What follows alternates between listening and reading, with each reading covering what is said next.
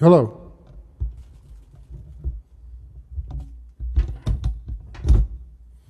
Now, I often debate with myself about not doing drumming groups because the subtleties of what I'm playing, get lost in the group.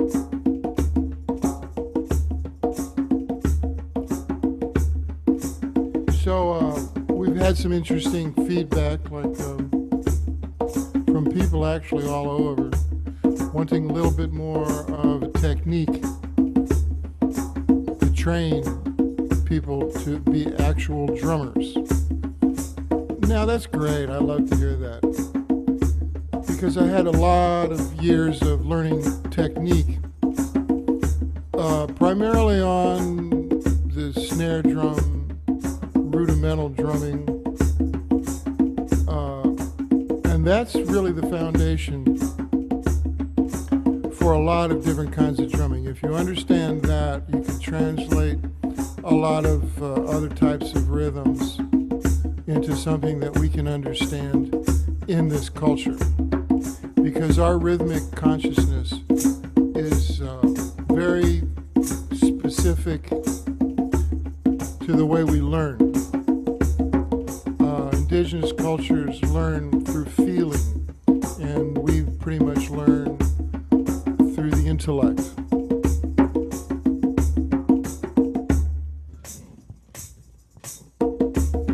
Now, what I'm doing here is playing paradiddles. Paradiddle, paradiddle, paradiddle, paradiddle.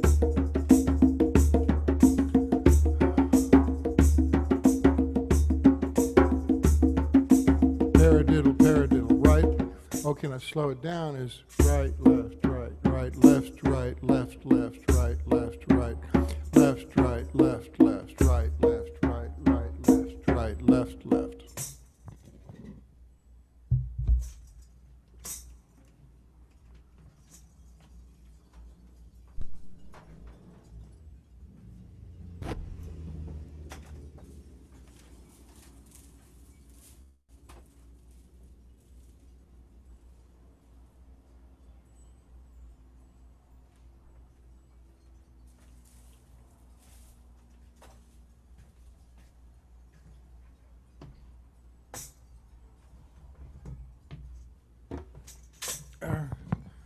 Where was I? Right, left, right, right, left, right, left, left, right, left, right, right, left, right, left, left, left, right, right, left, right, left, left.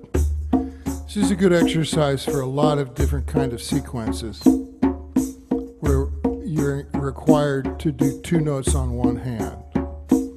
For instance, Sabah, the African rhythms, do a lot of three-note combinations, but it's primarily with two notes on one hand. I'll get to that. But first of all, I want to just do this. Now, if you're playing a double-headed drum, like a bata or a junjun, or a dolak, this is a great technique to develop. And it's a great meditation. As a kid, this is how I learned to meditate. Steady, accent to downbeat, the first note. Paradiddle, paradiddle, paradiddle. All the other guys were out there hitting a ball, stealing hubcaps. I was practicing my paradiddles.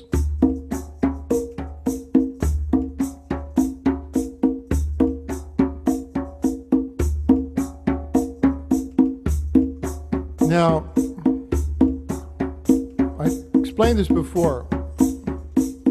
Aileen Trafford, my drum teacher, brilliant drum teacher, a woman, Elkhart, Indiana, Midwest, just outside of Chicago.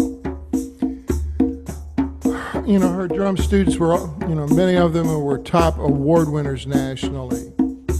Yes, there was quite a bit of competition in rudimental drumming, drum and bugle corps, national competitions. So she was very meticulous about teaching, but it was very relaxed. There was no fear, just pressure to do as best as a student could possibly do. So the trick was to start slowly with a rudiment, say the paradiddle. Paradiddle, paradiddle, paradiddle, paradiddle. And then speed it up slowly.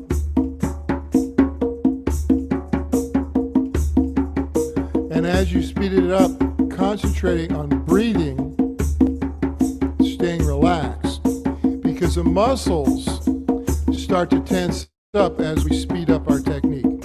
This is a typical reaction of the survival mind. It sends a message to the body to tense up.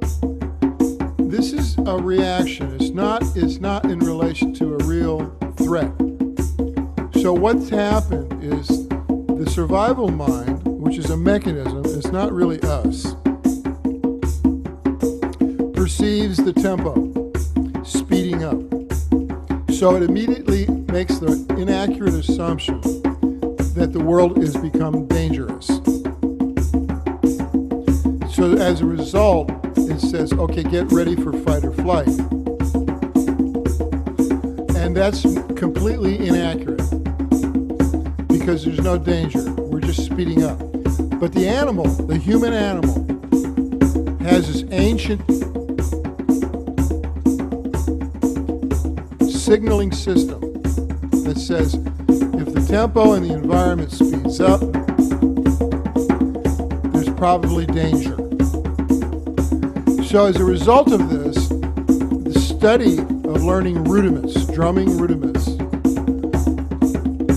had to solve this conundrum of creating tension in the student as they developed this technique. Because they wanted to be able to have a student that was completely relaxed in order to go faster. Because after a while, the muscle tension would restrict the ability to foot play accurately and fast.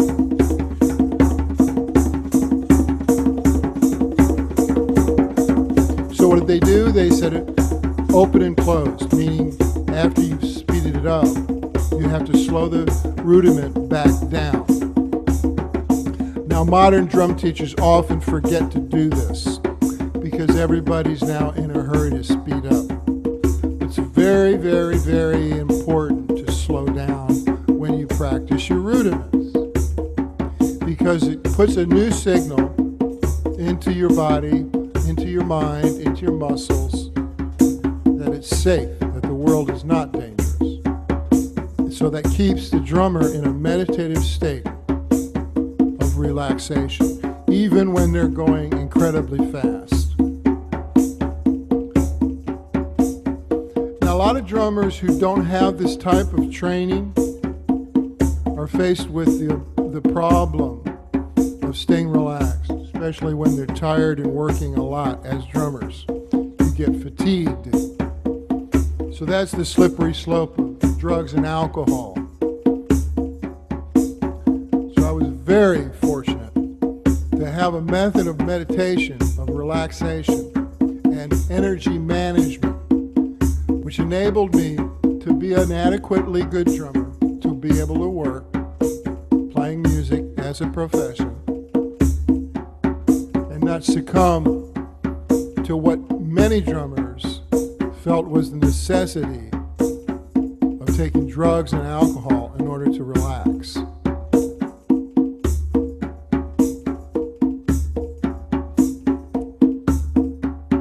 Capiche?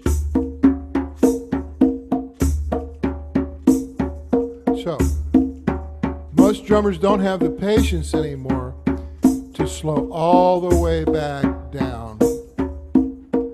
But it's very important to slow all the way down to this incredibly slow tempo, because this is here at this slow tempo is where the body actually communicates to that survival mind and says, this is not a dangerous situation.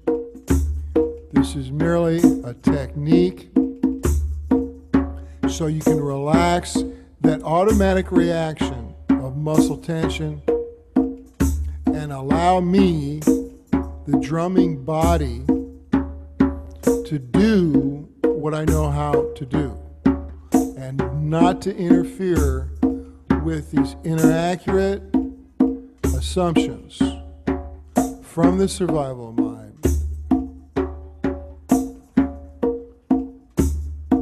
about the necessity of creating tension in the body.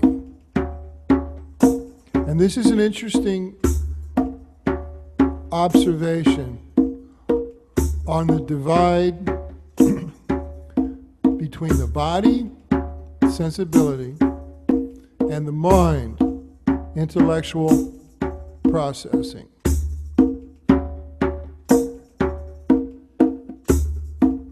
The mind processes information entirely differently than the body. Now, what's interesting is that this demonstrates that the body can control the mind using rhythm.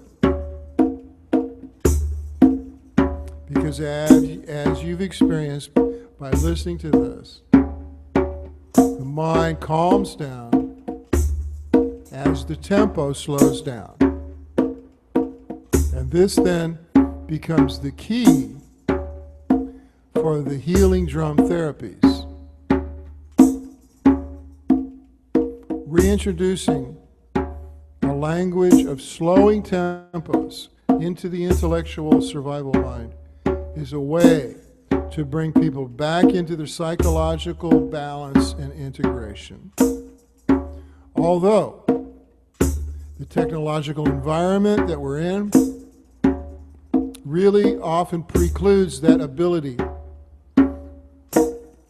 to be in a slowing down environment, because the mind has become so addicted to digital information. The digital data flow is so fast into our senses that is keeping us stimulated, which creates an adrenaline flow, and that becomes another inaccurate assumption by the survival mind that we need to have the adrenaline pumping through our system all the time. So something as simple as learning a paradiddle.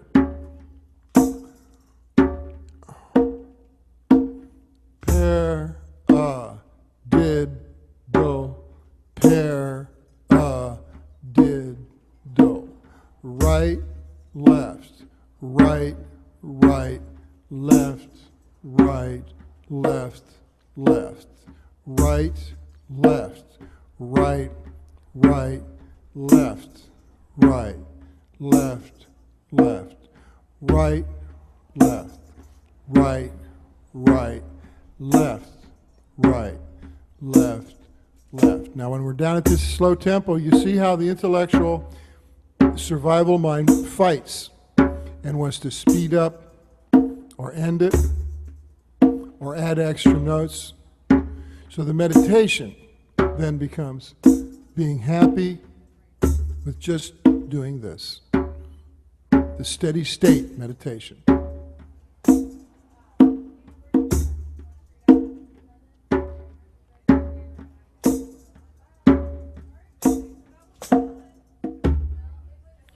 Yay! So now then we come to a tempo, a groove that's a danceable groove. Because really the only good reason to drum is to get girls to dance. And they're not impressed with drummers who play a whole lot of notes. unless he's got a lot of money. They're looking for a drummer who can put it in the groove and keep it there. Now, you see my left hand now is getting those double notes, paradiddle, paradiddle, paradiddle, paradiddle. So my mind is imagining a paradiddle, but it's not playing the full paradiddle. It's just playing the last double notes on my left hand.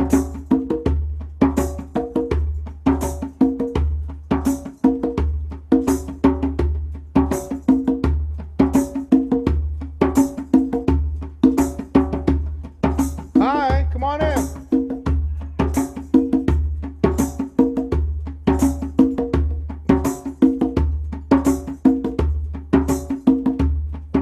Now you know this is working because the girls are out there dancing on the street. Dancing in the street. Calling out around the world. Are you ready for a brand new beat? Summer's here. The time is right for dancing in the street. That dancing in Chicago, down in New Orleans, in New York City. All I need is music, sweet music. There'll be music everywhere. There'll be swinging, swing, and records playing.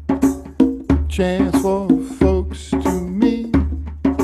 Whoa, it doesn't matter what you wear, just as long as you are there. So every guy grab a girl everywhere around the world. They'll be dancing, dancing in the street. This is an invitation across the nation, a chance for folks to meet.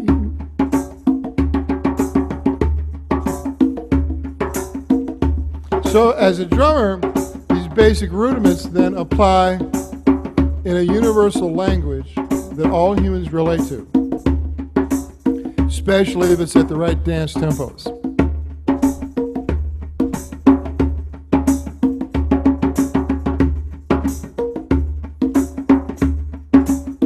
Way down in LA, every day they're dancing in the street.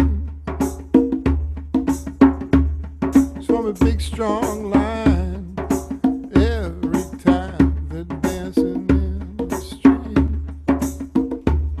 Now, this discovery of how rhythm moves the body and the spirit is unique to the American culture. It's a mixture of all these different races that have come together to create the American consciousness. And it's our gift to the world. I tried to explain this to certain branches of the government who were imploring upon me to participate in their particular covert activities as a drummer. And I was explaining that the drum itself is our greatest ambassador. Our music is our greatest ambassador to the world because it convinces people that we're actually nice people. If it was any other actions that America pulls on the world, they would believe that we are not that nice. But when it comes to our music, everybody smiles and dances.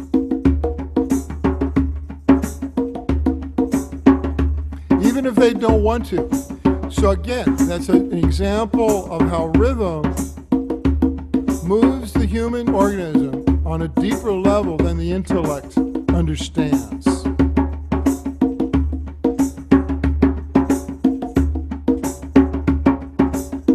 And that ability to move the intellect, to move the human, to persuade the human, is what the healing meditation drumming is trying to articulate. Now, this concept of the steady state groove is the ability to convince the survival mind that's always wanting to speed up, because it's in this misassumption that speeding up is a way to survival. The steady state groove is in contradiction to that miscalculation of the intellectual survival mind. Now, it's tricky to be able to stay steady, because our culture does not stay steady. Our culture is always moving. So this ability to stay steady is actually learned from our pop music, especially the music that was created before the drum machine was invented. Classic rock, rhythm and blues, jazz, folk music, country music, gospel. This ability to hold a groove, it's unique to the American experience. Now it's pervasive around the world. But when I was much younger, America had the secret. And if you were an American musician in Europe, you had cachet.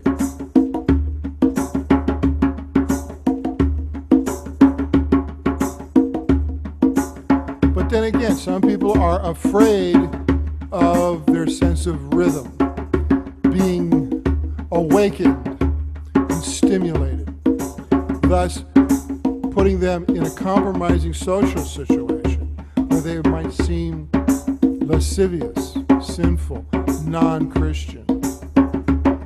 But we have to evolve now past that mindset into an inclusive, a rhythmically inclusive mindset, because of all the different cultures coming into America, inundating us with amazing, sophisticated, unique, inspirational rhythms from their own cultures.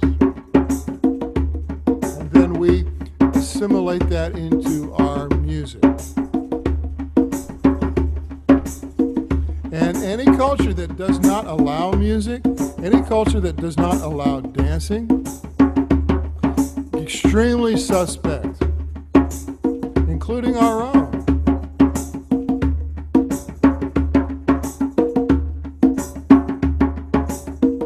It's a way to let off steam. It's a way to let off pressure that builds up in the mind. The body can let go of that pressure when it moves rhythmically. When the body moves rhythmically, it's not spasming. It's not spastic. It's moving in a steady state, a rhythmical, steady state. And when the body can do that, it creates a sense of trust in itself and then releases residual tension that resides along the spine, all over the body, in the muscles. So the steady state groove sends a message into the mind that we are not in a dangerous state, so it is safe to do this age-old process of moving the body rhythmically in order to let go of tension and illness, fear and sickness and anger, and actually feel better. In the Dark Ages, this is how Europe was controlled. It did not allow people to dance, did not allow people to hit a drum, did not allow people to celebrate joyously.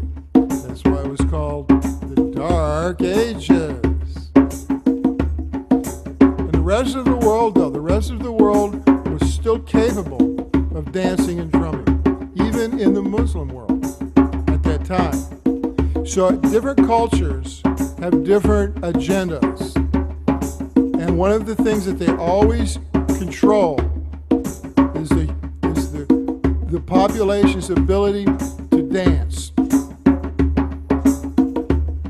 Whether it be in Soviet Russia, in Iraq,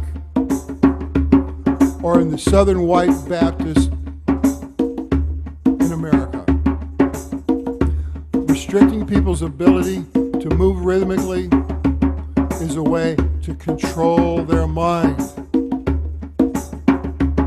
And that's one reason why the 60s is such a unique watershed in the evolution of human consciousness. Because suddenly, people were dancing. And it's such a heartwarming story to listen to B.B. King talk about the first time he played for an all-white audience at the Fillmore in San Francisco. He pulled up with his all-black band, and he thought they were at the wrong address. But Bill Graham came out and said, no, come on in, you're in the right place. And when he walked on stage, Bill Graham introduced B.B. King to that whole huge crowd of hippies, white kids, who were desperate to feel a groove because they knew that they had to break out of the restrictive mindset in order to survive and evolve as human beings. They were trying for health. And Bill Graham introduced B.B. King to these kids, these middle-class white kids, and said, here he is, ladies and gentlemen, the chairman of the board. That's where that phrase came from, not from Frank Sinatra. It came from Bill Graham introducing B.B. King at the Fillmore West in San Francisco in 1966. And the kids stood up and cheered and clapped and cheered and clapped, and B.B. King couldn't believe it. He couldn't believe that they were cheering for him because he had been playing the Chitlin circuit, the blues circuit, very mean streets. And suddenly he was here being appreciated by white people. For a person having grown up in the deep, deep south of Mississippi, where he witnessed lynchings as a young boy, for him to be able to stand on a stage and they applauded standing ovations after the first 3 songs at least. He cried. He couldn't help it. He still cried. When he was done with the show, he was walking up the stairs, he was still crying. Moved on a deep level. So, that is proof not only that what he's doing is transcendent, but it's a language that all people understand. So this steady state groove really comes out of that rhythm and blues ethic, where you find the groove, and you find the groove and you keep it, and you stay steady. And that groove comes out of your heart. It comes out of your bottom, your first chakra.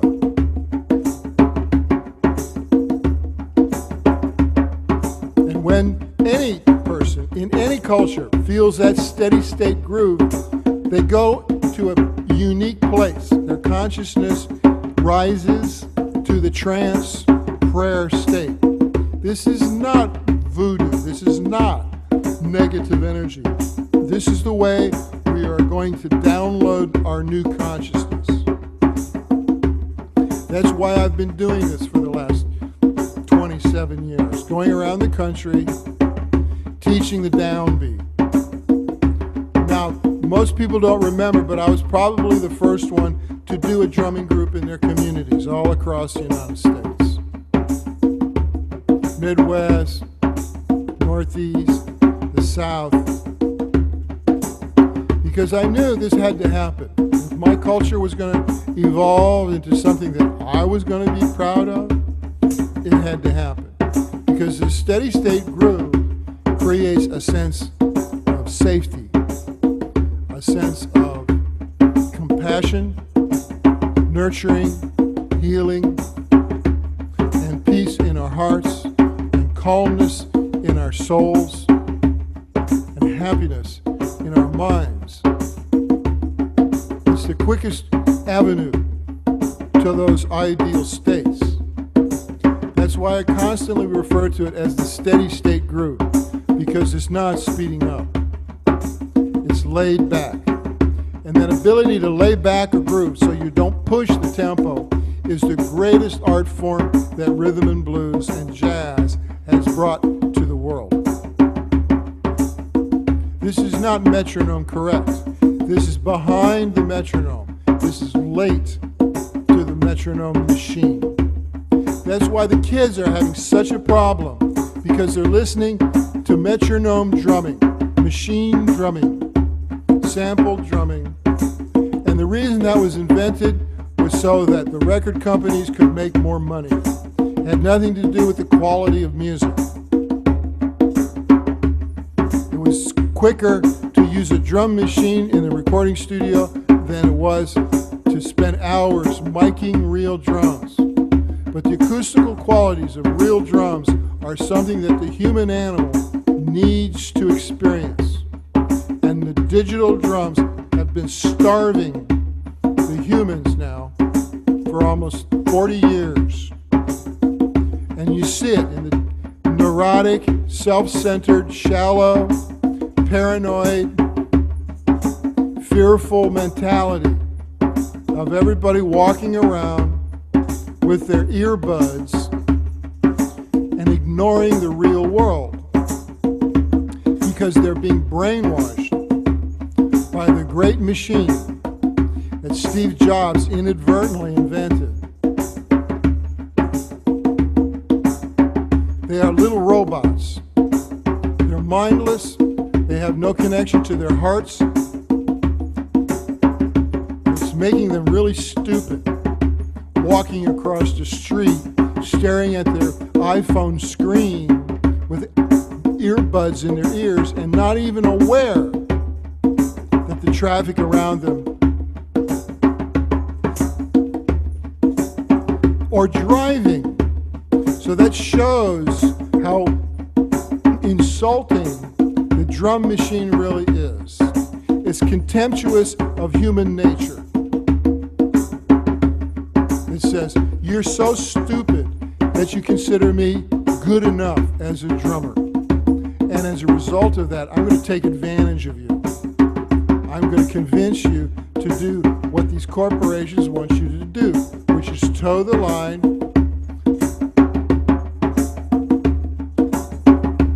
But when people start to hear and feel real grooves, I've witnessed it, they wake up. They become present. Now, I'm not going to proselytize. I am not going to speak about politics. All I'm going to do is be a drummer. And what I've witnessed is, no matter what type of person experiences this breakthrough, where their organic sense of rhythm wakes up again, is that they start to make really good decisions in their lives. Doesn't matter what their political agenda is, economic station, or religious affiliation, they just start to make better decisions. I started to make better decisions when I reconnected. So all I'm saying is it's a lot of fun, it's really healing. And this concept of the steady state groove does something on a very subtle level.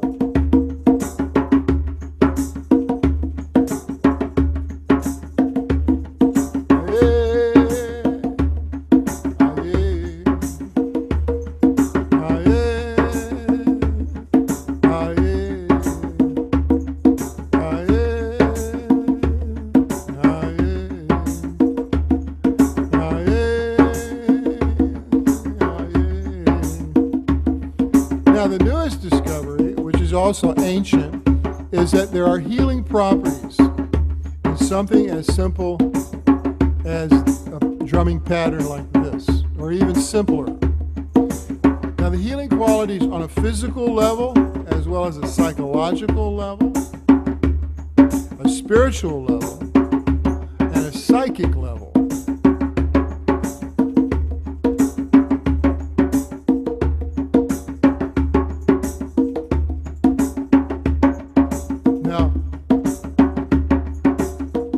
I've talked about the physical healing qualities of these grooves, how this releases healing chemistry in the blood. Endorphins that are healing chemistry become active. Cancer can be defeated by a steady state groove in many situations. I know it's very dangerous to say, especially on the internet, but I've witnessed it. And it's not consistent, but it certainly helps. Now, psychically, when you're doing this, when you're hitting this downbeat and you're keeping a steady groove, you're creating an energy field. As Rupert Sheldrake, the British physicist, would describe it, it's a morphogenetic field. But more importantly, is it's a coherent morphogenetic field, meaning that this concept of the downbeat makes everything very coherent. And as a result, it has an incredible amount of intensive power. If you have intention, the energy field can accomplish things. It can affect reality. Plus, on a psychic level, it protects. It protects the person.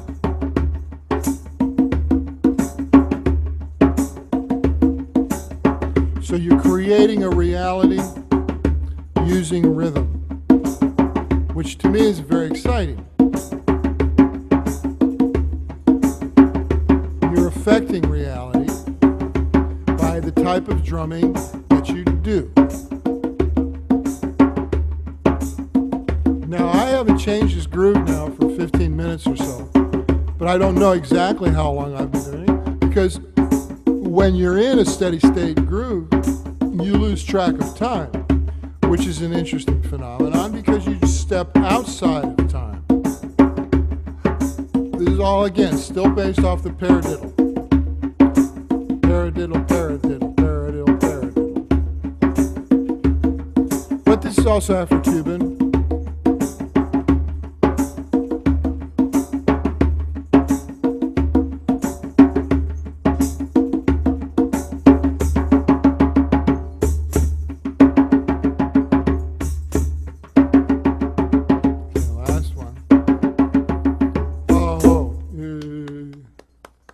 Amazing. It's really hot here in Santa Monica. So I'm going to stretch a little bit, and then I'm going to send out some healing love energy to a few different people. And if you want to have a drum prayer, healing drum prayer sent to you or someone you know and love, email me. Go to Russell Buddy Helm on Facebook or buddyhelm.com. or buddyhelm@gmail.com. And we'll send it out. I gotta get some water. So this is reminding me of Florida, this humidity, this amazingly brutal sun. It's not altogether unpleasant, I'm used to it, but it is pretty intense.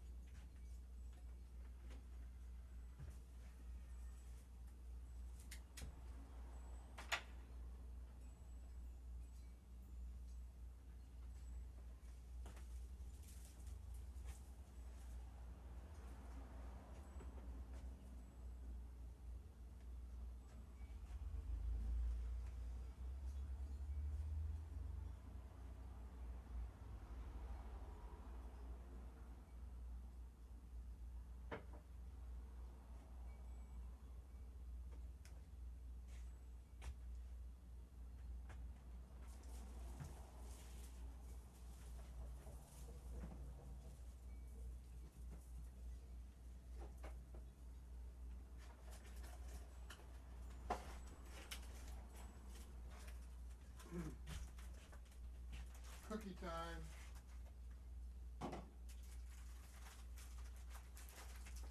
know, there's a few people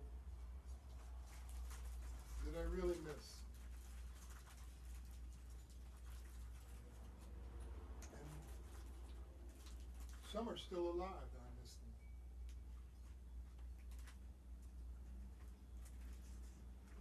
Which is a shame, because I can't talk to them.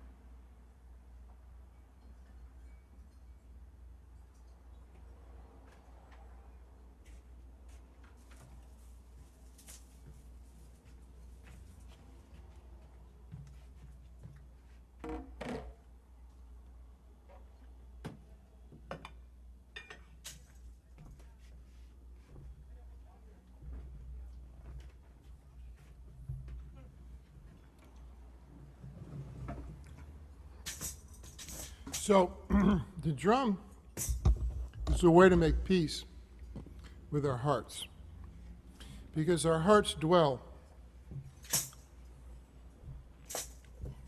on memories, relationships that are gone, and the heart becomes sore, as it's described in the translation of the I Ching, when it ponders these things that are no longer available for it to enjoy.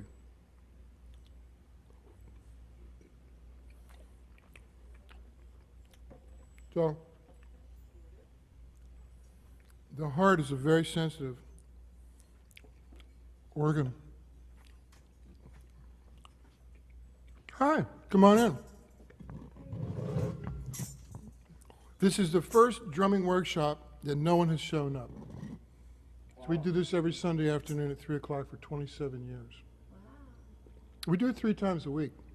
And we stream it. We stream it to the internet. That's why I'm continuing to do it, because we got people all over the world drumming with us. But we've been here 30 years. And we've been doing, these are great drums. Kathy, my partner, she has friends all over the world. So she gets amazing little handmade gifts. And so it's her gallery museum. Some sort of stores sitting together. There's a flyer for it there for the drumming if you're curious or know anybody that might be into it. You're totally invited. Thank you. Have a good Sunday.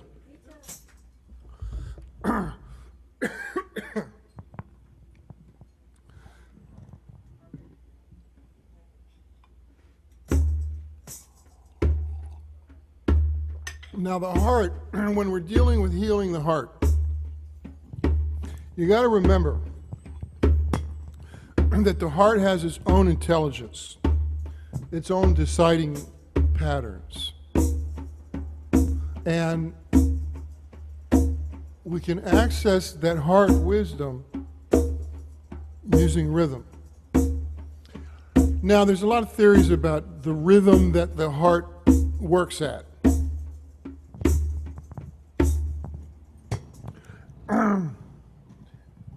And pretty much everyone who's done this kind of research tends to agree that in a state of calmness, the heart is beating in a 6-beat pattern. 1, 2, 3, 4, 5, 6. 1, 2, 3, 4, 5, 6. 1, 2, 3, 4, 5, 6. 1, 2, 3, 4, 5. Now, if we were to do this for a long time, the system, our human organism, would really entrain and go into sync with our tempo. When I did this back east in Langley, Virginia, that's you know where, I had several nurses come up to me afterwards and say that this was what they called the heart override technique. When they were dealing with a patient whose heart was racing, they would institute through electrodes, an electrical shock that was pulsing faster than the racing heart of the patient. What would happen is that the heart of the patient would speed up and entrain to that pulsing electrical signal coming from the electrodes placed on their chest. And then when it entrained, became in sync with that electrical pulsing, then the emergency medical practitioner would slow the tempo down. And the heart would follow and slow down. And the person would come back into normalcy. Now, the sixth is a foundation for many powerful indigenous rhythms. The blues, the African rumba, the Irish jig.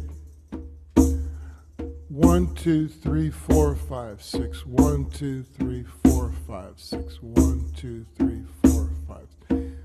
Afro-Cuban uses this combination a lot. Everybody does. American Indian, Far East. Shaman drumming all over the world. 1, 2, 3, 4, 5, 6. 1,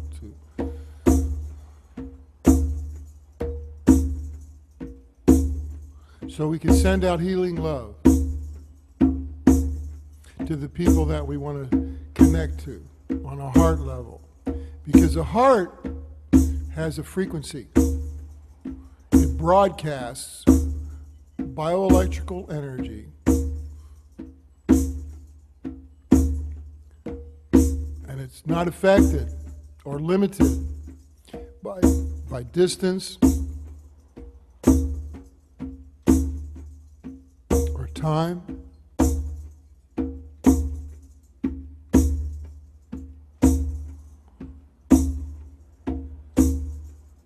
One, two, three, four, five, six. 1, 2, 3, 4, 5. Now, from a drummer's point of view, especially a drum set drummer, this is the hardest to play because it's too easy to speed up. So, like, for instance, the Santeria, somebody has to hold the simple part. And the really brilliant drummers can solo on top of this. And incredible combination of paradox rhythms that are possible on the heartbeat. But I'd like to send this healing love out to all the people that have been so kind to me in this lifetime. The people who have loved me despite my shortcomings. The people that I have loved and still love, regardless of any perceived shortcomings, because this clears it all away, makes it all right. I accept myself and I accept them. I feel only love.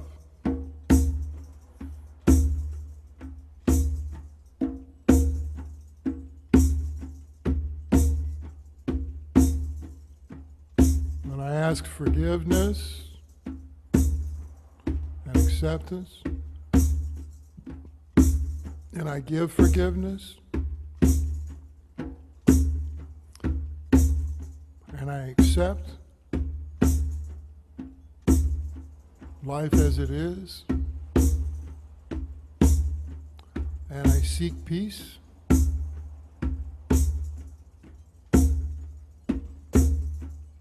and I send peace to these people, some of whom I might have been angry with, or they might have been angry with me. But now it's time to clear. Hi.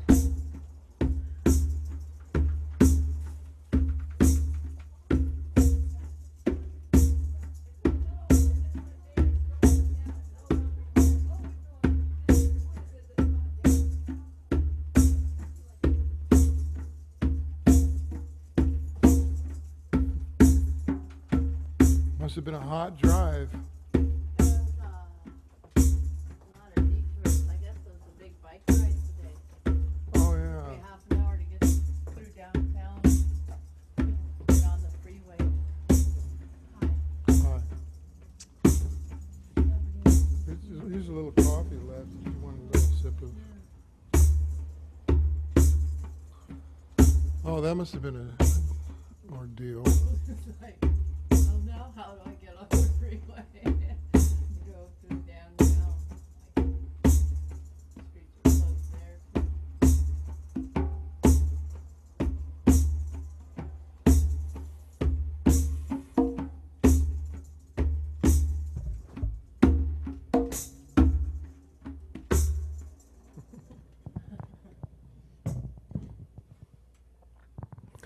Anyway, pretty hot here too. Sure it's not like it is in town.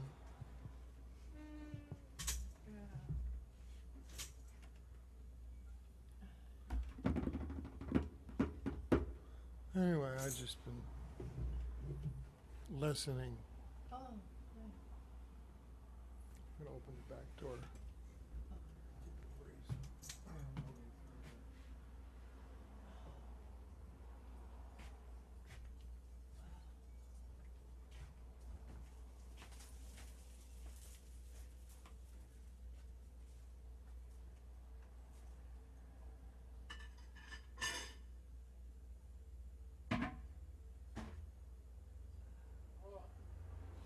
not bad here.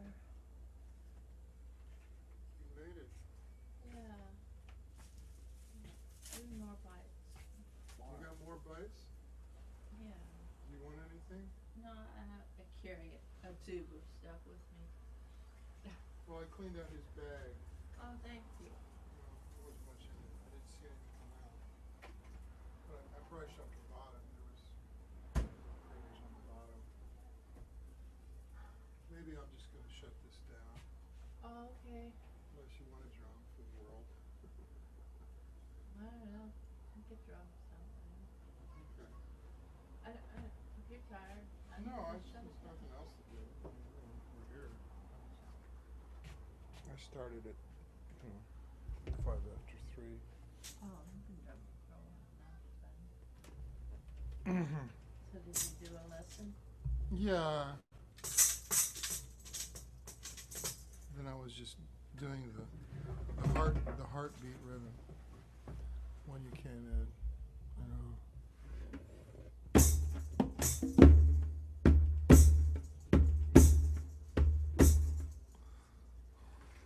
I put some water in the freezer, the freezerator, but it's probably not cold yet.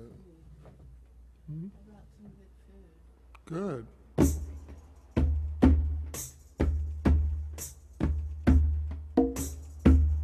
Well, we'll do this for a few.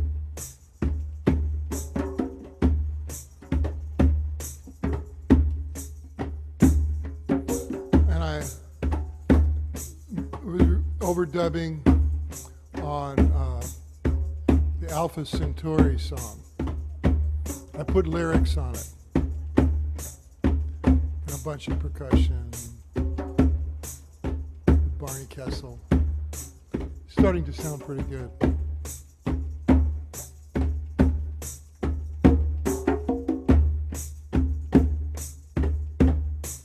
So I was explaining this rhythm.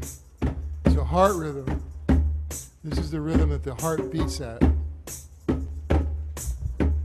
So it's a good rhythm to send out for love. So I was telling people if they want to send in a request that we could drum for them or someone that they want, a heart energy to go out to.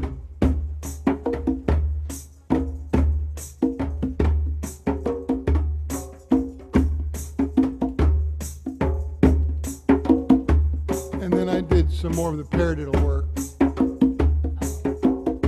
Lesson on that. I was going to go to the the concept of the double-handed note in the 3 rhythm, this rhythm.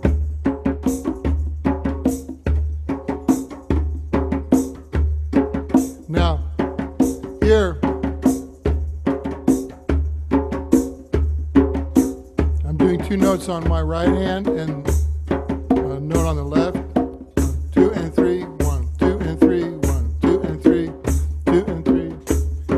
And this is a foundation for a lot of the Sabar rhythm from Senegal.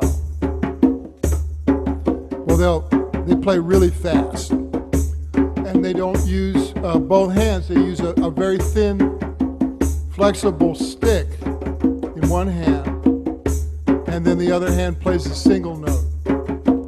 But we'll do it really slow instead. Hasn't been many people come in.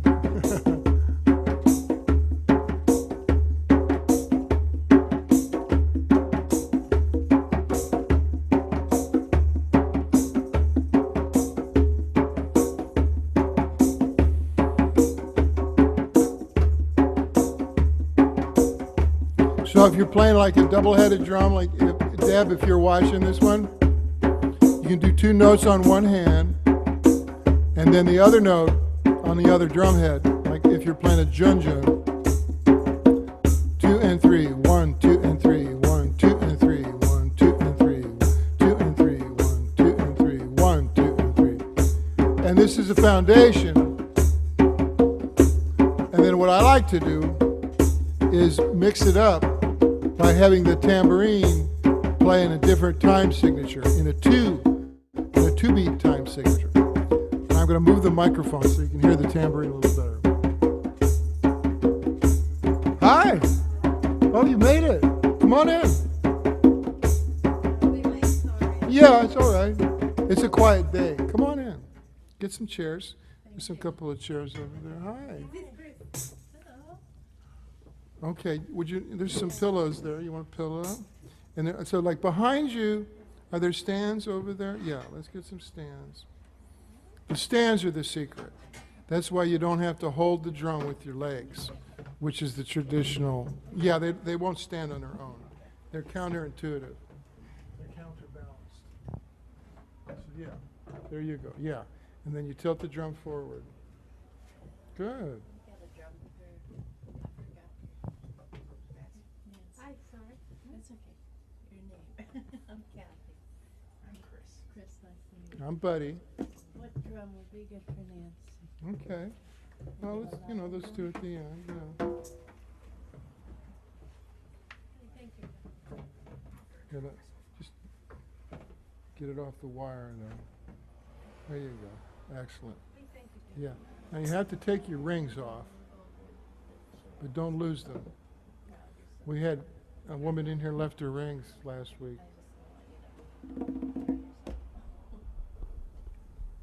Good.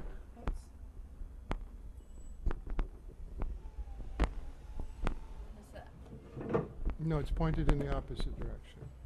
The point, the cone, it's fine. You don't have to really mess with it. Well. Would you like some water?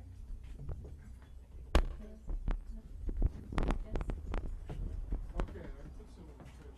Just there on the floor. So you guys are sort of new in the neighborhood? Yes. I am new with this too. We just moved like 1 month ago. No? Okay. Mhm. Or more. About a month and a half. Well, we've been doing this here for nigh on 30 years. Kathy's had the store almost for 30 years now.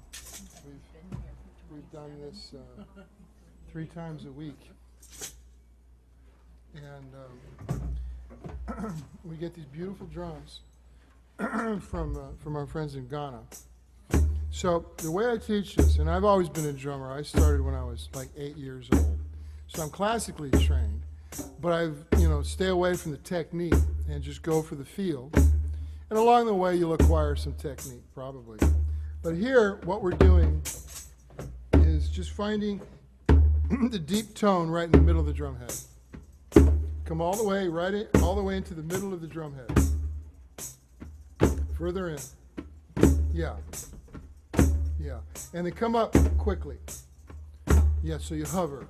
Further in, further in. We'll get to that high note at the edge in a minute. Yeah. Now come up quickly. Just, yeah, yeah. There it is. See, there's more tone that way, right? So that deep tone, these drums are designed to get that deep tone, right? And that's powerful. That's very healing. Now, the way we're approaching this is not necessarily traditional African. This is more like rock and roll, rhythm and blues. So in New Orleans, of course, they refer to this beginning note, anchoring note, as your downbeat. So that enables people who are total strangers to immediately play music together. Because you can share the groove right away just by supporting that downbeat note. You don't have to play it all the time. You don't have to be consistent. You don't have to worry about making mistakes. But as long as that pulse is holding everything together, it's going to work. So then, you've got two hands, right? So you don't have to, but if you can start to go back and forth, then we have this brain hemisphere balancing, which makes for peace of mind, meditation, psychologically balancing.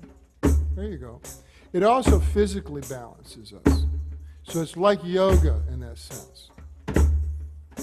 And with these stands now, you don't have to hold the drum. So it really is like yoga. It's like a meditation. Now, what's better than just yoga is that now we've got a groove going. And the groove is really the only word we have in this culture. If we were in other cultures, they got a lot of words to describe the energy that's being generated, you know, when you stay steady on a groove, on a beat like this. So now we're not speeding up, right? We're just settling in. It's a relaxed groove, and that's important. That's why we call it meditation drumming, because we're real careful about not speeding up. If we were to speed up, you know, we'd create excitement, but also anxiety, tension. And we've got enough of that. So we settle in, and again, this is an old rhythm and blues tradition. Just holding the groove, nice and steady. So as you start to do this, your body starts to relax, and your mind relaxes. And as a drummer, you start to perceive that the way the body works and the way the mind works are really two different worlds, two different vocabularies. Because the brain, the mind, the intellectual, critical mind, constantly making judgments. Am I doing this right? You know. Whereas in the body, you're saying, this is nice, I like this, you know, and I'm just going to do this. So what we're enabling is that body wisdom. That's very simple, very deep, and it's older in the body experience. It's older than the intellectual mind. So what we've discovered is that if we stay in the body, drumming, and not worry about technique and intellectual stuff, is that critical mind starts to relax. And when it starts to relax, all sorts of interesting changes happen in the body, as in meditation. You change chemistry. The adrenaline stops pumping. Because the intellectual mind is saying, oh, I guess I don't need the adrenaline. This is not a dangerous situation. Because the intellectual mind judges the safety of the environment by rhythm. It's ancient. It's part of the human animal. All animals. They judge whether the environment is safe. If the tempo speeds up, all of us start to worry. right? Oh no, what's going to happen next? And that's ancient. That's probably one of the first things humans were hardwired on, in our DNA. Like even before the child is born, they're checking rhythm in the environment. Is it safe out there? So when you create a safe rhythm, then you tell the whole system, the mind as well as the body, this is okay, it's a safe situation. And that creates this meditative state. Brings you into the present. Instead of wondering and worrying about the future, suddenly you start to witness your present state. So all these are symptoms of meditation. And it's so simple when you use a drum to do it. Because you're controlling that busy, intellectual, critical mind using rhythm. And the reason I know this is that I was in TV and film production for like 20 years, 25 years. And if we wanted to sell something, all we had to do was get the right rhythm on the soundtrack. George Lucas, he said, the soundtrack is 50% of a movie, and most people don't even know it's there.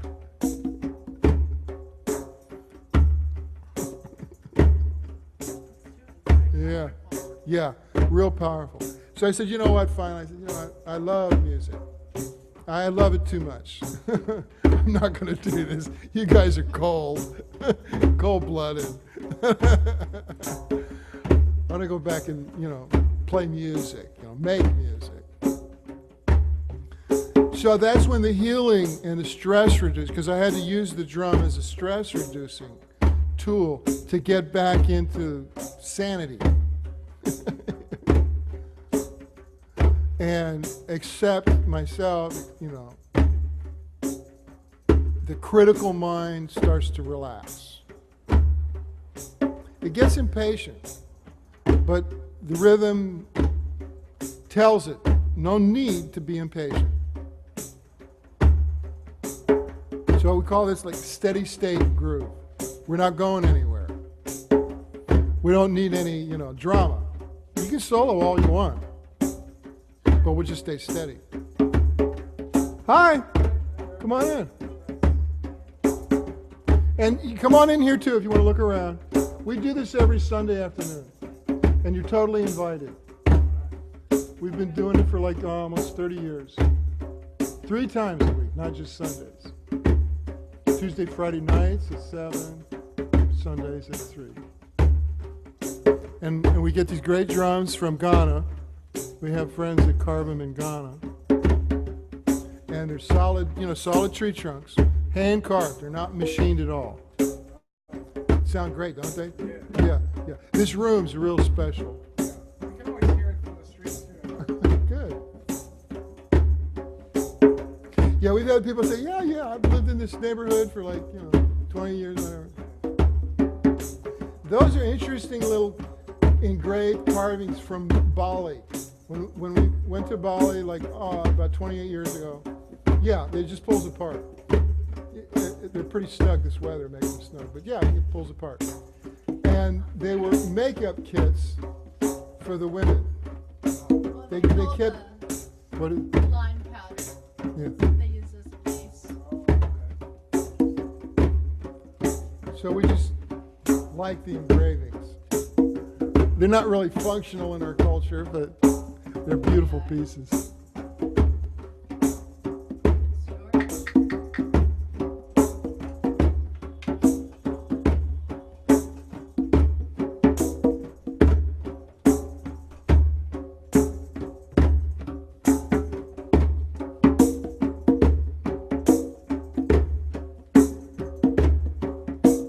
Now I heard you pop off there a little bit, right? Improvise a little bit. Was that you or you? That was you. So that's all well and good. Totally encourage that.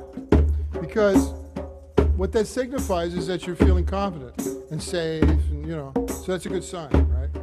So it's a different way of approaching music, because I tell people this is not music.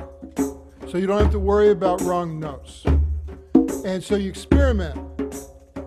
And that's the part of you that's the creative. And it doesn't get to come out much in a lot of people, right? So this is a situation where it's totally acceptable to noodle around. In our culture, we need to noodle. I mean, we are noodlers. That's what Americans are all about. Oh, thanks. Thanks for coming in. There's a flyer up there, on the table for the drumming. And so that's why I put the two together, meditation and noodling. So as our culture, a lot of people are now being told by their therapists, you need to learn to meditate. Bring your blood pressure down. So, can't do it. Because they're learning traditional meditation, which is what? Sit there and do absolutely nothing. Right?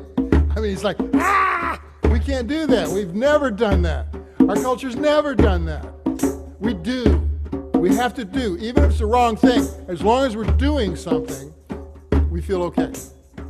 So, this then accomplishes that part of keeping the doer busy. But we're not speeding up, we're not creating any more chaos than we have to. And we settle in. So then our meditation becomes this focusing, this relaxation, and allowing us a certain level of activity, but not too much. And rhythm subdues that busy mind. Now, in traditional meditation, they use rhythm, right? The guru is going to say, okay, here's your mantra, your secret mantra. Don't tell anybody. And he tells the same mantra to all the students, right? Whatever it is, Om Mani Padme Om or whatever. And so the student then, what do? They sit there and they repeat that phrase slowly. And eventually, the critical mind starts to calm down. And they say, oh, yeah, your critical mind is going to come in, and then it's going to, accept it, witness it, and then just let it go. Forget about it. Come back to your mantra. So that's the way the traditional meditation is taught. Well, this I like because you got no words, so you completely stay out of the intellect. See, that was a weird thing about psychotherapy and meditation. It's all in the intellect. And I said, if you're trying to fix your car, you don't do it while you're driving, right? And that's like trying to fix your mind by using your mind. So this puts us in a place that's not our mind. It's in somewhere else. I don't know where, but it's the body. But so we witness the part of our mind is going, who, what, when, where, why, what's going on? Right? And say, that's not me. I'm here, I'm hitting the drum. That's not me. So we witness that part of us that is totally, intrusive. It wants to be the boss, right? It's always, let me do this. And even if it doesn't know what to do, it'll still insist on doing. So here that all starts to calm down just by playing a groove. And so you can go ahead and improvise and mess with it and add, and you're still in that meditative state. And then you start to witness that, like in traditional, like for instance in Cuban, because I lived in Miami. So I was always listening to the Afro-Cuban, and their trance grooves were powerful, and they were cooking, but it was still in this deep trance state, And underneath, somebody was holding the basic pattern. Well, what they call the clave. Somebody had to be true to the clave. Everyone else could noodle around, but somebody had to hold it together. And that's the same with rhythm and blues, and pretty much any kind of trance drumming. African, you'll see somebody, probably a woman, clapping her hands or playing a shaker, something to keep the rest of the showboaters, under control.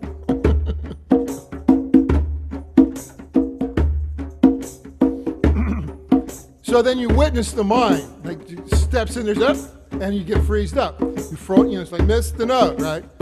And that we witnessed that. So you see, that's not you. That's what I love it. When that happens, then good. Then you witness that, oh yeah, my mind distracted me from hitting the drum. And it thinks was doing the right thing. Let me get in here. Let me control this. No. So you just let it go and get back on the groove. So if you lose a downbeat, this is the great therapy concept. Everybody loses the downbeat. Even the greatest drummers in the world are going to lose the downbeat. But they don't beat themselves up. They just wait for the next downbeat. They get back on the groove. And usually nobody knows. Every once in a while, maybe some other drummer's going to go, ah, yeah, you lost the downbeat.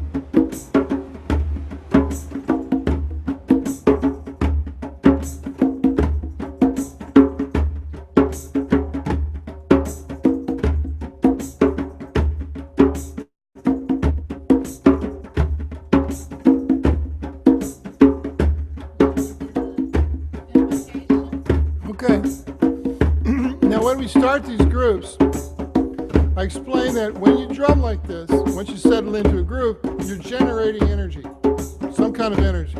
We don't really have names for it. I mean, other cultures do, but we don't. So you got to be careful. So in order to make sure that we deal with the good, positive energy, we set up a firewall, spam filter, because you attract energy, right? So what we do then is we sing like just a generic invocation. Hi, big guy.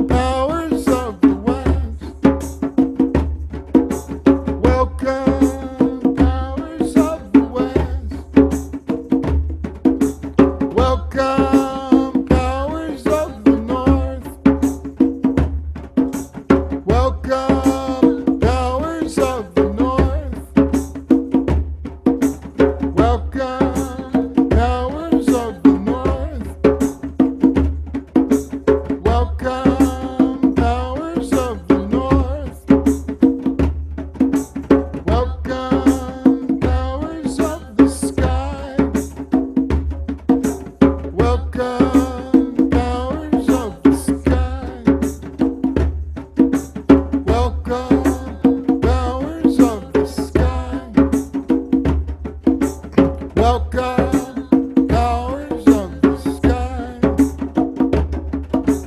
Welcome, powers of the earth. Welcome, powers of the earth. Welcome, powers of the earth. Welcome, powers of the earth. Welcome, powers of the sea.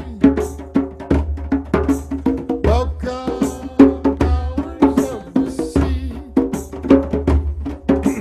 Welcome, powers of the sea. Welcome, powers of the sea. Welcome, powers within me. Welcome, powers within me. Welcome, powers within me. Welcome, powers within me.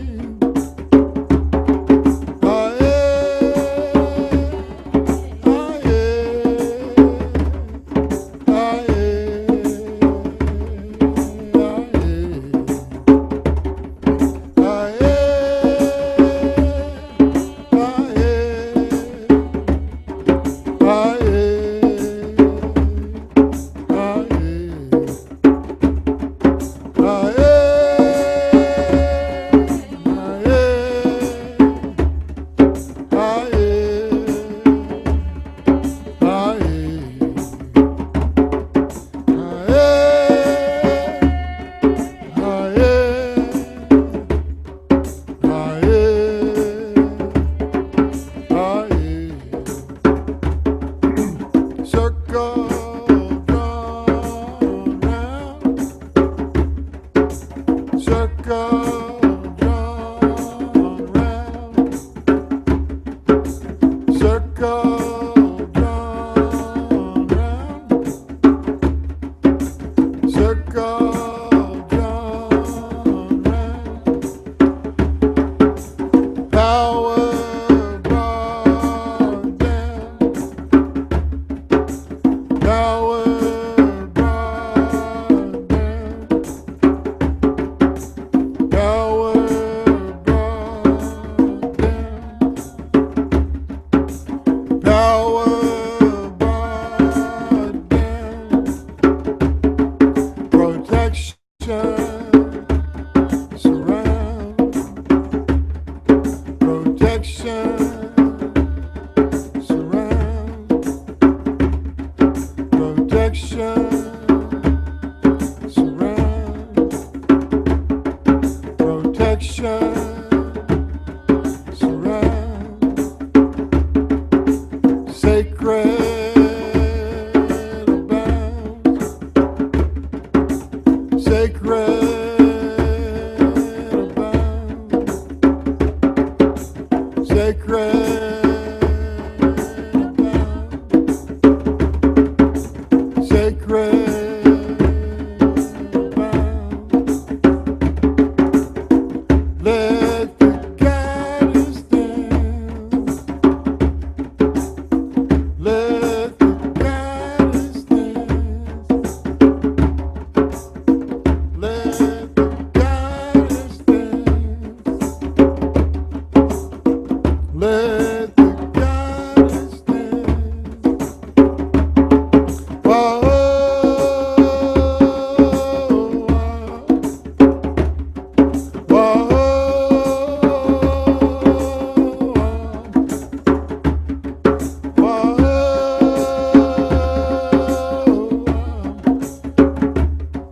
Whoa.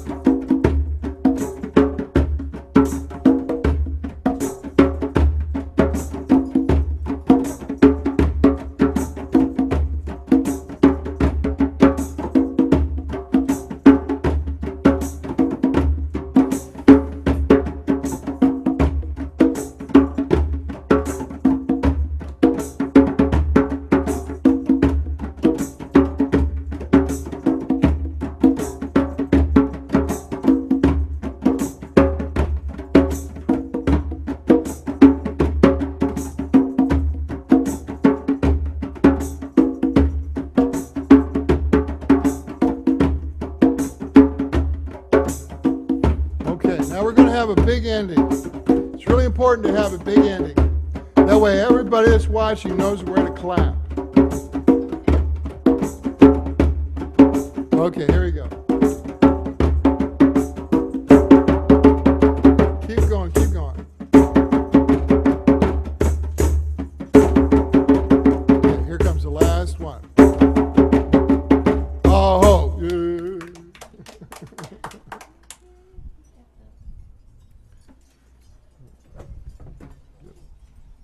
So you guys good with water? Are you okay?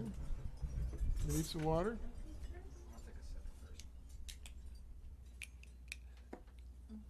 Have so many little things from all over, no? To travel and to bring. Not recently. But they're from all over. Have such a beautiful look. Very interesting.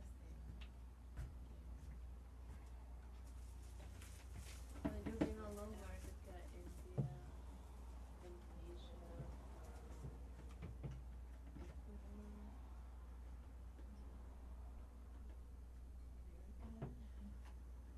I saw your earrings from the Virgin of Guadalupe. Those are from And those are from the Tibet? The circle. these are from India. The metal ones. The metal. Those are from India. These are so beautiful. Candle holders and the wind chimes are from I Bali. love the lotus, no? Mhm.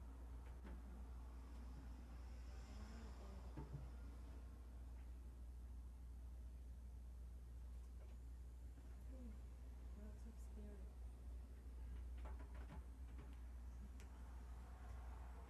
Where did you move from? From Arizona. Oh wow. From You're the used to desert. the heat. Yeah. Everybody's blaming us for bringing it. I'm sorry, I didn't get all that wet. They're from Arizona. Oh. I said they're used to the heat, and he said everybody's blaming them for bringing it. Well, that's dry heat, though. Yeah. Yes. This is humid. Yeah. I'm from Miami, so they're blaming humidity. Yeah. So we'll do this other rhythm and then pretty much call it a day because I've been going at this since 3, so it's 4:35 now. So Yeah, we didn't know how long it lasts. So. it goes an hour and a half. We go from 3 to 4:30 usually. But I just want you to get this other groove a little bit and have fun with it. And this other groove is in New Orleans we used to call this the blues shuffle. And it's a real fun, happy groove. And you'll hear this, it's a theme song groove, a million game shows. Da, da, da, da, da, da, da, da, da, da, da, da, the Addams Family, da, da, da, da. So it's really goofy and fun. But it's also a real powerful groove. So it's just, again, you get that downbeat. I'm going to slow it down. I always start too slow. This is based on 3 notes, triplet, triplet, triplet. So I'll slow it all the way down. This will be a lesson for today. So just go back and forth like this. So what happens with most people is that when you just go back and forth like this and there's no downbeat, the brain goes, okay, I can do this. But as soon as you start to do this,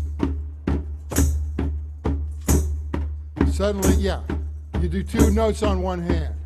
And that's the brain trying to get in control of something that it's not supposed to be in control of. So what you really got to do is allow your hands just to go back and forth. And keep the brain out of the loop. So this is where I start with people when I'm doing like the relaxation, meditation, therapy drumming. Because most people, they can't do this. Because their strong hand is connected to the stubborn part of their brain. So it'll insist on, no, I'm going to do this, so my strong hand gets the downbeat every time. Is the right Yeah, back and forth. Just going back and forth. For this, because where we go with it. I mean, there's no wrong way. But when you speed this up, you got to be able to go back and forth.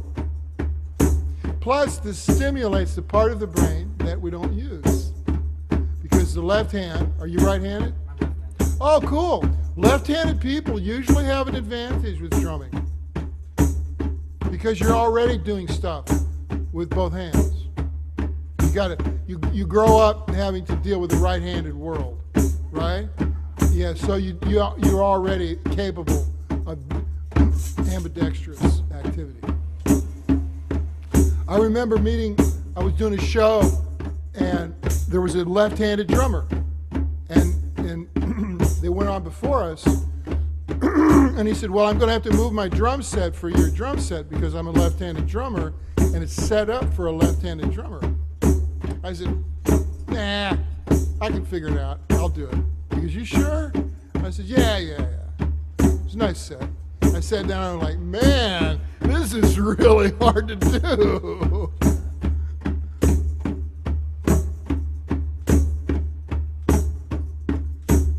So just this alone is a great meditation. Just settling in and remembering that back and forth. Now, this sounds familiar, right? There's a million different rhythms. American Indian, Afro-Cuban, every culture, Irish jig, every culture uses this rhythm structure. Belly dancing all through the Mediterranean. And it's a real power groove. Like this is originally the African rumba, Zulu war beat. There's a lot of stuff based off this. And of course the blues. Also waltz. Yes. Da, da, na, na. Yeah. Da, da, na, na. Da, da, na, na. Da, da, da. Now that was my great-great-great-great-grandfather wrote that. Ricky Strauss, right? Get absolutely no royalties for that.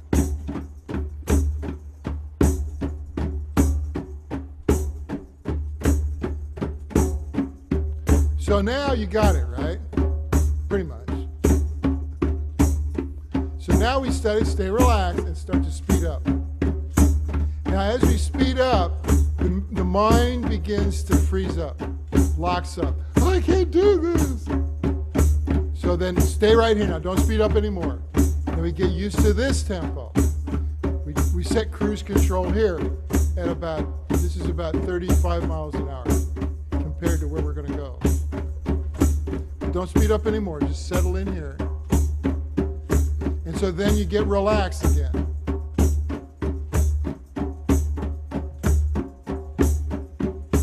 So you see, perception from the mind is that this is too fast, but it's not. You get used to it after a minute or two, you get used to it. And then you speed it up again. Now here you hit the wall. Can't do all the notes. Don't go any faster, just get used to this. Now in martial arts, this is powerful rhythm. I do martial arts drumming. So we settle in here, let go of the tension, and the mind starts to say, okay, I can do this is fine. Now, the next step that we do, we're not going to be able to play all of these notes. So what we have to do is subtract the notes that we don't need. And that's the middle note. Triple, let triple, let triple, let triple. So don't think about it. You think about it, you've lost.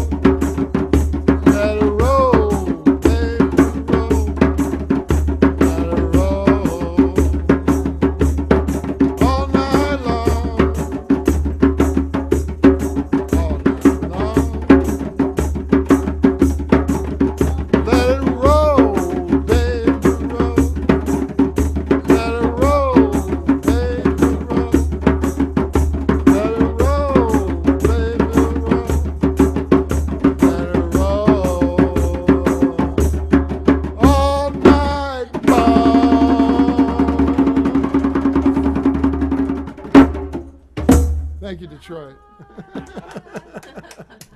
There you go. Wow. Isn't that fun? That gets the energy going. You pump it.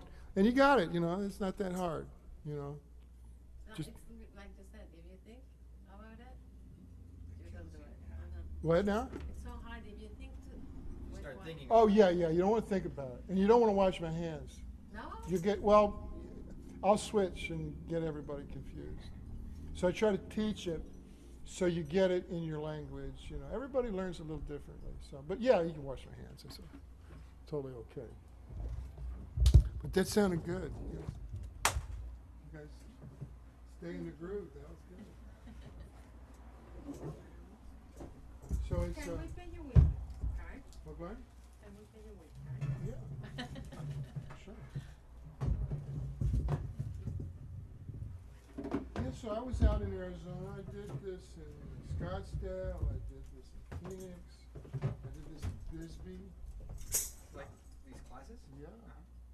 20 years ago, I wrote some books about this, and I got a publisher, and it had a nerve.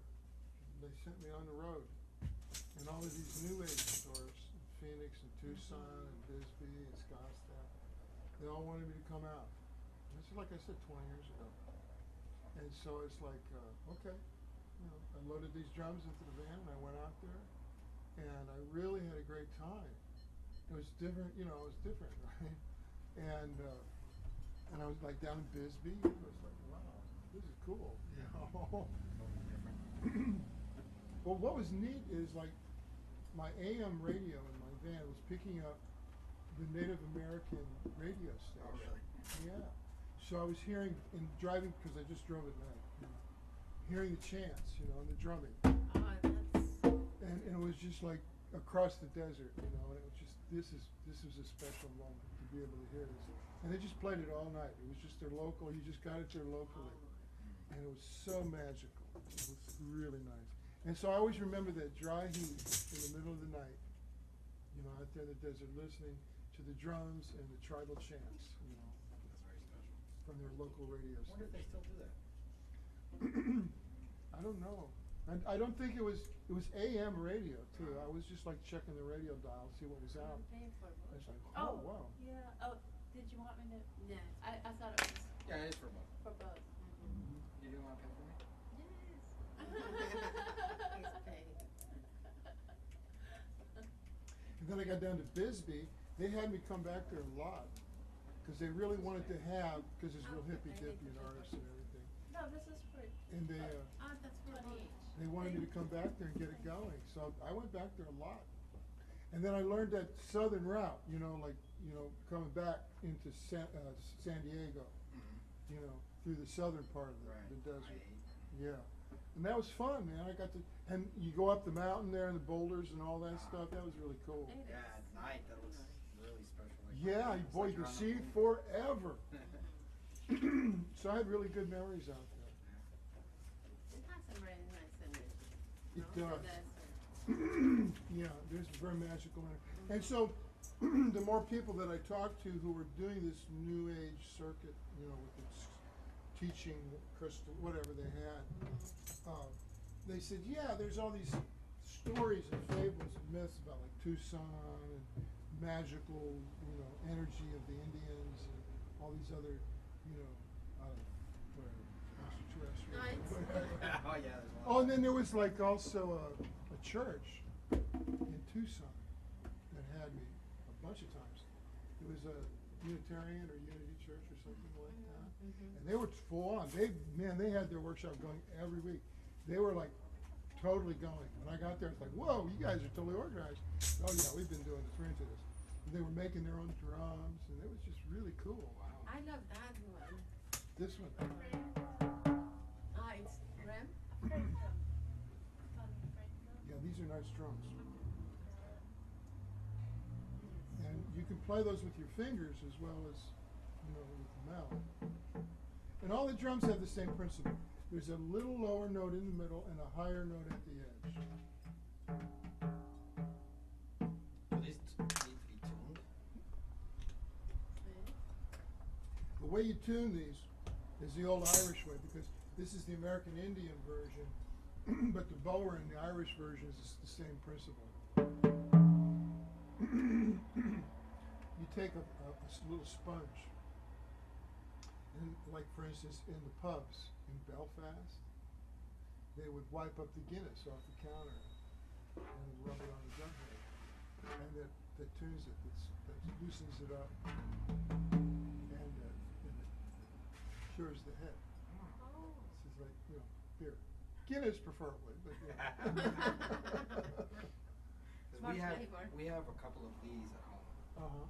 Oh, the kungas? Yeah. Oh, good. And my father-in-law bought them for my son who plays the drums. Good. And we ended up keeping them because he doesn't have space for them. But we've never tuned them. We don't know. Well, these, you tune these with a wrench, Okay. and you go across, and you just bring up the nut a little bit at a time. But is the idea is to make the sound uniform? Is that the- Yeah, well, just so that the rim doesn't go lopsided. Yeah, it's uniform that way. Do you have two of them? Yeah, there's two ones. Well, Bigger. yeah, okay, well, if you want, you know, I know it's an ordeal, but if you want to bring them in, I can tune them for you. If you want to try it. Maybe. Yeah. I don't know if it's not too much. Well, I'm just curious because we've never really played them. I want to keep them. Yeah, these, there's the tuba, that's the biggest one. It sounds like you have a tuba. Yeah, it's a Uh-huh. little fatter. Yeah. And then one that's about And that then size. this is the kunga, this is a medium size. And then the highest one is the quinto. So those three then comprise the kunga, the family of kunga drums. And it's a Cuban invention. And when the Africans came over, they had a drum similar with a curved shell with sticks, you know, or nailed, you know, with just a raw head. This was several hundred years ago. When they landed those drums in Cuba, the police, the authorities said, no, that's a non-Christian drum. And so they made it against the law because the African drummers would use the drum in their Yoruba African ceremonies, which really put everybody uptight. It was like really intense. Because they dance and go all night. What are they singing? Because it was in African, it's Yoruba. I mean. So what the Africans did was switch it, and they started to sing Spanish and pretend to be worshiping the Catholic saints. So Saint Barbara was the equivalent of Chango, the god, the Yoruba god of the drum. So they'd have all the saints lined up, and they'd be drumming, but they'd be singing, and they throw in Spanish just to make the cops relax a little bit. And then the cops got wind of that, and they said, oh, you guys are just messing with us, you're tricking. So they passed a law. They said, if you play this drum, you go to jail. Oh. So they went back, the Africans then invented this. And now, of course, there's a mix. African, Spanish, culture, you know, generations went through. So now it's getting all mixed together. Portuguese, everything was being mixed together. So they Christianized the drum by putting bolts on it, steel. And so then the Spanish said, well, okay, but if you play it, you're still going to go to jail because you're not playing it. You're still not Christian. So they outlawed the drumming, and the law stated that if an African is playing this drum, they would go to jail. So this was about 150 years ago. So then what they did was they said, okay, we can't use this drum, so we're going to play fish boxes. And the fish boxes, just a wooden box and the thin veneer on the bottom, or a nightstand drawer or a dresser drawer that had thin wooden veneer bottom, and so you could play it and get a tone in the middle and a tone at the edge. So when the Spanish police looked at it, they said, well, that looks like a flamenco. Cajon. So they said, okay, well, we can't arrest you because that's a traditional Spanish instrument. So that's how the African Yoruba became the Wawanko and the Centurion and all that stuff, survived in Cuba. It was all like secret, you know. And now, of course, it's the national treasure of Cuba. But back then it was like, and what's really funny is like Desi Arnaz's father, He was the governor of Santiago de Cuba, and he put guys in jail for playing this drum. And so there was the Black Revolution in Cuba, and like they threw out all of the European kind of thing, and for a little while Cuba was being run by Cubans, you know. And so the first thing they did was put Desi Arnaz's father in prison. And Desi split. You know, he was a kid, and he came to America, right? North America. So his father eventually got out, and he came up to Miami. But Desi went up to New York, and he was a singer. He could sing, but he got an offer to open for Xavier Cugat in New York City, and he said, okay, well, where is he going to get like musicians who can play like Cuban? You know? And so he called the Musicians Union in New York City, and they sent over a bunch of musicians. Well, they had no idea what Cuban music was, and he remembered the beat that his father used to arrest the drummers when they played. It's like, and he said, just play that. And that became then the conga craze and the mambo craze between New York and Paris, and it covered, you know, Europe, and it just was this total insane, you know, fad. So, is it incorrect to say the roots are Cuban? To some extent, it seems like it is, right? Yeah, Cuba had a tremendous influence. But it's from Africa. No? Yeah, it's a mixture. Yeah, Cuba actually mixed the Spanish and the Portuguese and the African together, more than any other place. But Cuba, all the different African tribes that ended up in Cuba retained their tribal identity, their rhythms. So you can still go to different parts of Cuba and they'll play rhythms from their territory in Africa. And and it didn't happen like that in North America, because it was a very, very hard life, and the slaves, you know, were constantly being resupplied directly from Africa into Cuba. They bring more over every generation. So every time they brought more over, they remembered the grooves from Africa, so they would remember those rhythms. But in North America, the original slaves that got here, they would have children here, and they would lose that connection. So, and then we get mixed with the whites and European and everything else. So then you invented rock and roll and rhythm and blues and jazz and all that. It was a mixture of all the different European mixed with the African. And I was in the South by then. I was a kid. I was up north, but I ended up in the deep South when I was about 13. And so I was a really good drummer because I started when I was 8. But it was all very intellectual, you know, very classical, marching. So when I got down there, I had to play rhythm and blues. So I had to play rock and roll and salsa and just all the indigenous music, you know. So I had to unlearn all the classical. So that's kind of the way I teach, you know. It's like, I know we're all up here, but this is really where the feel is. This is where the dance is, and this is how all of us actually get along, because it's that common concept of the downbeat that unifies everyone. And it's a fascinating story of New Orleans was the only place in North America where this drum was allowed in, all along the eastern seaboard, because the slaves were allowed to use this drum coming across the Atlantic, the Middle Passage, because there were higher levels of survival. When they played their traditional grooves on the slave ships, more of them survived. It's so powerful. Yeah. No? Yeah. What's the name of it? The djembe, D-J-E-M-B-E. Yeah. And so these are carved in Ghana. These are like the original, where these, and they're all hand carved. I love this one with the line. Isn't it beautiful? Yeah. And does she sell these, or are these? Yeah. They're all for sale. We have been fortunate to get a steady supply, you know, from our friends in Ghana. This is a super nice. Yeah, that's a gorgeous drum. Yeah, they're all for sale. This one is $525. And they go up to 850. And the carvers get their money. That's the whole point. And they're very proud of the fact that we use them for healing and meditation. And they have different sounds. Yeah, different voices. They tilt. You have to tilt the djembe to get the deep tone. That's what the difference is with the conga. It's like, You can't play it flat. If you tilt it, yeah, there's going to be a little tone, but not, you know, it still sounds pretty good flat. That's so cool. Of course, if you know what you're doing, it sounds a lot better. Yeah, that's Well, so actually, I cool. tell people, I can fake it.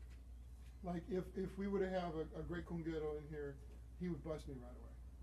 She says, that's not the right way to do it. But that's the way I learned, you know, it's like, when I'm living in Miami, Cayocho and all that, it's like, okay, I'm not gonna do all of that, you know, cause they make you do hand exercises and you gotta get tough and attack the drum and tape your fingers and it's really macho. So I'm not gonna go there. I'm not gonna go there. There's our son, they asked him to play the congas in church.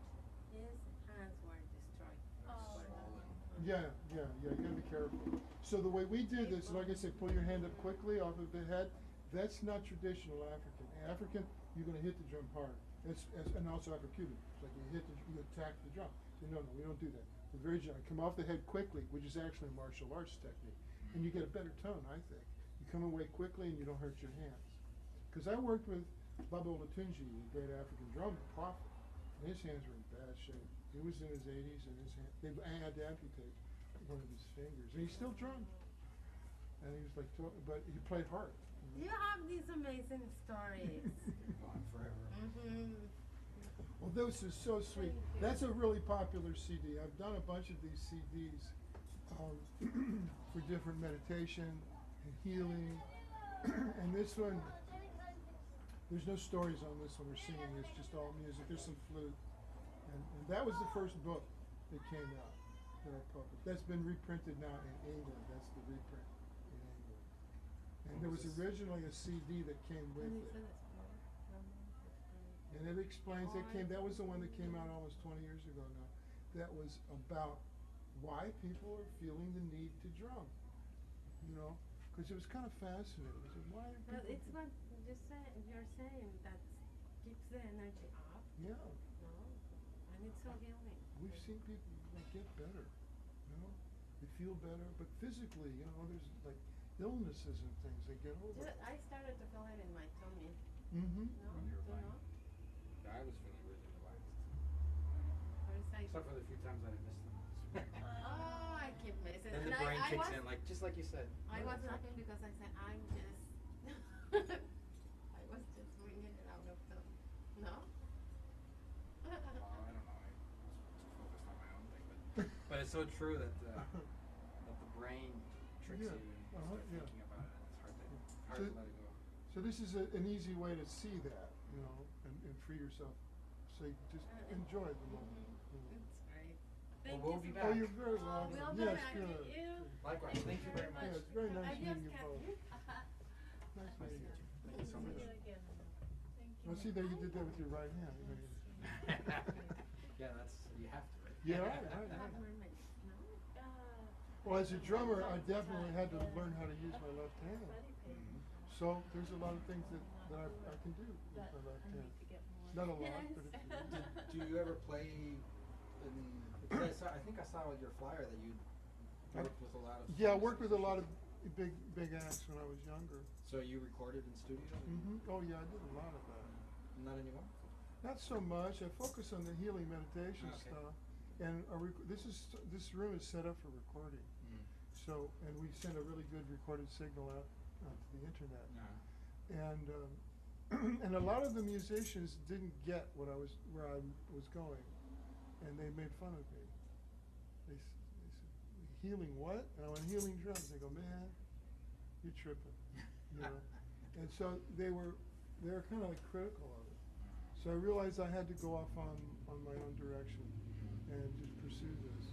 And it actually ended up keeping me more busy than I was. I mean, I was in the film business for 20 years, and you know, I was wearing a suit and a tie and just, you know, making TV shows and movies, and miserable. You know. So when I came back to this, it was my own way of reconnecting to my gifts, you know, the God-given gifts, and just, you know, not being in that aggressive world so much. And so the music business was brutal. I and I really don't miss it at all. Yes.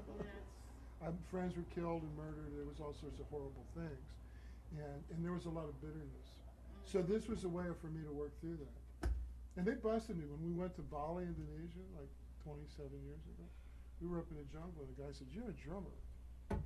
And they didn't have drumming then. They didn't have, now they have drumming, a lot of drumming, but they didn't. I said, "I used to do that, I don't do that anymore."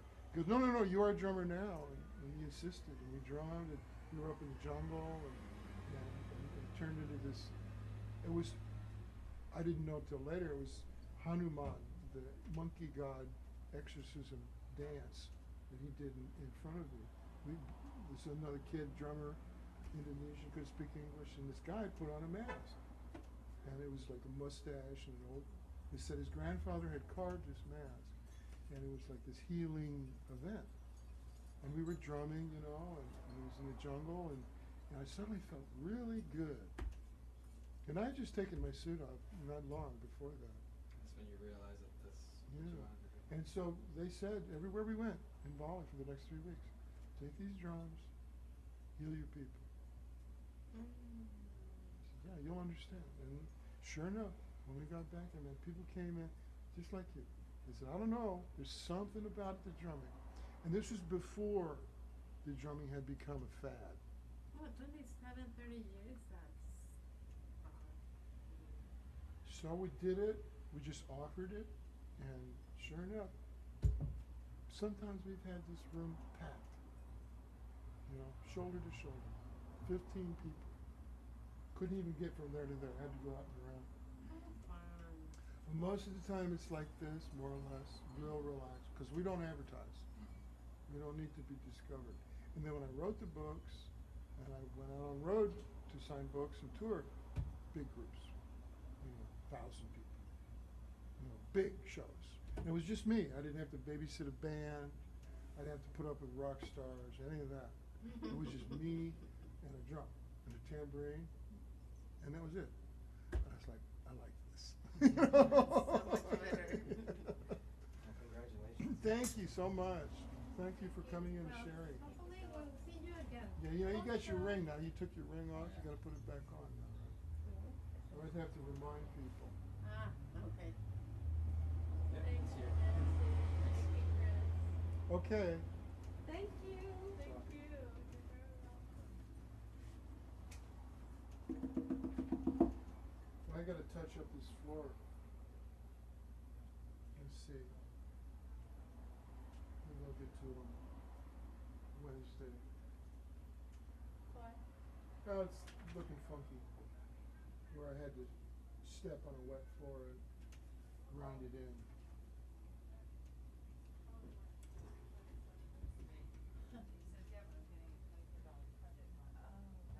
I opened the fridge to put the food in, there's no room. Well, there's some room. There's a little Okay. salad How there. about You wanna lobsters? eat? I brought